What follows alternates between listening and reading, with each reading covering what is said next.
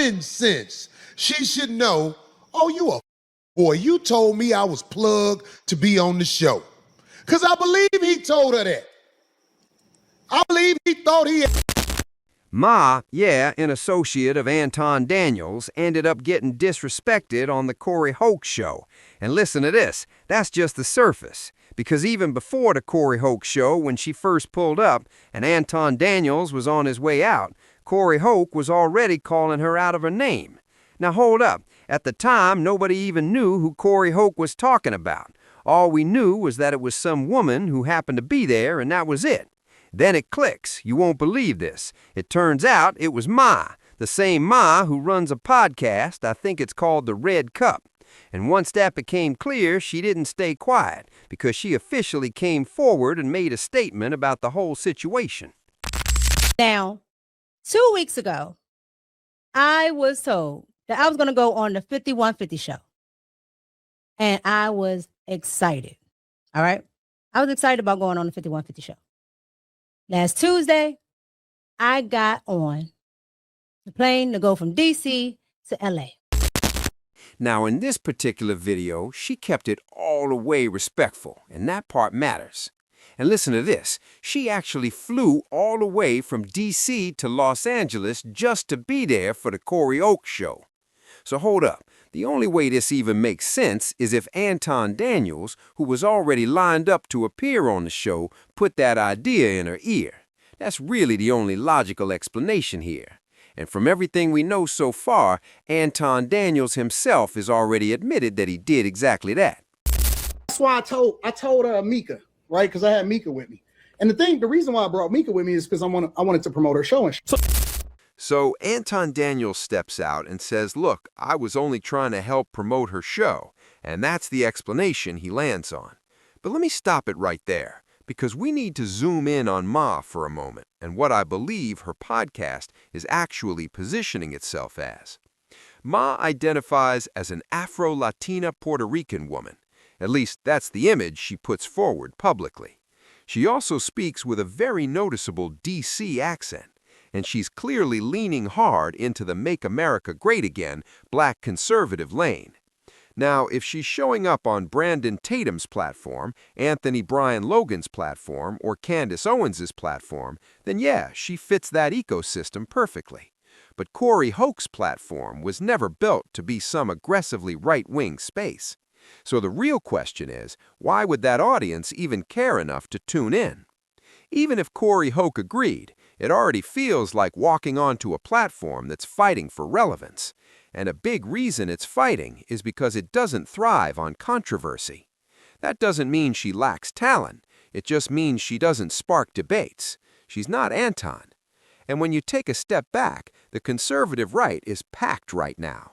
Back in the day, a few voices could dominate simply because there were fewer of them.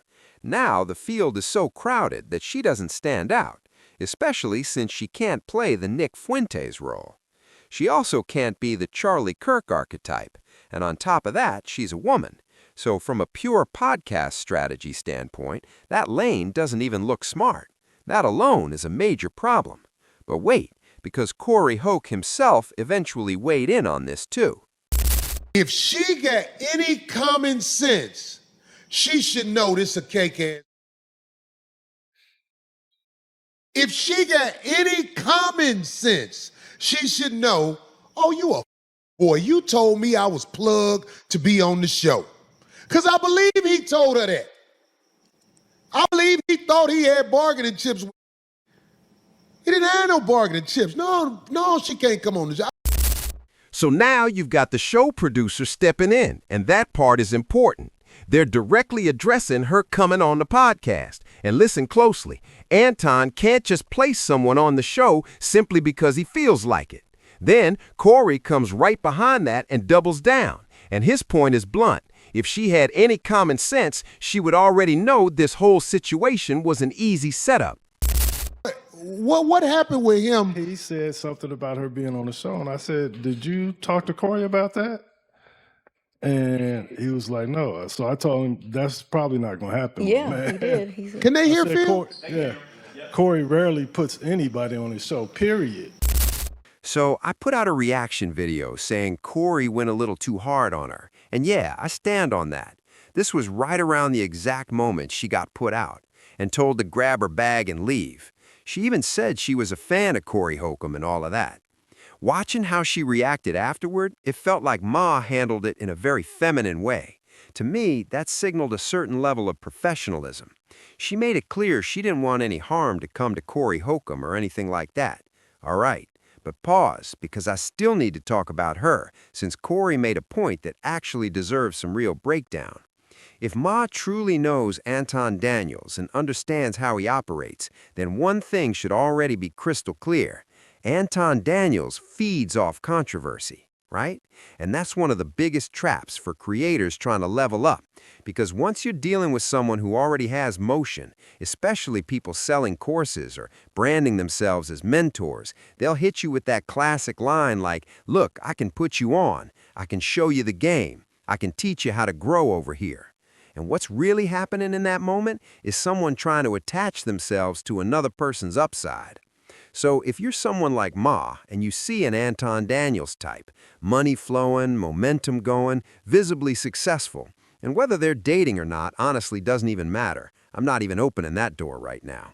The real issue is she's clearly in a stage where she's trying to build something for herself. She comes across as fairly young. She also appears to be around celebrities and adjacent to that scene. She looks like someone still trying to find her balance in the industry. She hasn't really been front-facing like that before. She's clearly aiming to transition into a media personality. She's also from the DC area, so she's pulling up to these spaces and events. And what ends up happening is she starts aligning herself with that red pill, respect men, the left is wrong ideology. That's the lane she's in. All right, but here's the problem. Anton Daniels doesn't actually have the leverage he believes he does. So Anton tells her, "Come on the show." Then it turns into, "Corey, you should bring her on," like Anton is some authority on what works. He's not. And this is where Ma runs into the real danger. You don't want to inherit the negative baggage that comes with Anton. That's the downside of attaching yourself to someone polarizing and controversial. Because when Anton was disrespecting other people or talking crazy about the black community, there was no issue. At that point, it's all good because you're benefiting from the exposure. But now that heat is splashing back on you. Let me give you a real-life example. I had a close friend a few years after high school. He used to go to this club called Bobby T's. This was around 2002 or 2003. They asked me that night if I wanted to come through, and I said, "Nah, I'm cool," and I'm glad I didn't go, because instead I had to take my grandmother to church and handle family responsibilities, so that's exactly what I did. I stayed home that night while my friends still went to Bobby T's.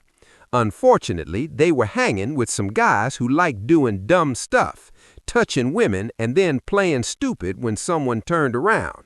Real childish behavior. That's honestly why I never liked being out with them like that.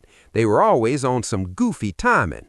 So that night, one young woman turned around after being touched, and yeah, she was upset. When she tried to confront who she thought did it, it turned out to be someone connected to my friend with real dismissive energy. So she went and got her cousins. They pulled up, and one of the dudes involved happened to be a twin. Let that sink in. He confronts the group, words fly, someone else gets called, and things spiral into gunfire. That young man lost his life. Yeah, and my friend, who had nothing to do with it, almost ended up in serious trouble just by association. Listen closely. This is exactly what happens when you're attached to clout and chaos. And when you look at Ma, she moves like someone chasing visibility. Pop culture Ma has been trying to break into the industry non-stop. She's been grinding at this for a long time. She shows up at all the black events. She takes pictures with every celebrity she can. She jumps at every opportunity that presents itself. She knows people behind the scenes, but she hasn't carved out her own lane yet. So I don't even know what label fits that. Because when you really analyze it, a lot of her moves come off like grifting, trying to get on by any means, and now the bill came due. Because if you stay around Anton long enough, you already know there's always a cost. That's something she should have understood from the start, that she was dealing with someone reckless to a certain extent. This is the same guy who openly brags about running with so-called 304s and all that. And yeah, it's wrong to be disrespected, but you also have to acknowledge this is who he's always been. Sometimes you just have to eat that loss based on association alone, you feel me? Even believing the dream he sold about getting on Corey's show, because if we're being honest, Ma is an attractive woman, but she's not really established like that, at least not in this space. Most people don't even know who she is. And if someone checks her page from the outside, this is the conclusion they'll draw. It looks like groupie behavior. Now that might not be accurate. She probably isn't a groupie. She may not be. But perception is everything. And it still reads like clout chasing and attaching herself to whoever can help her advance. That's how it comes off. So let me ask you, how do you see it?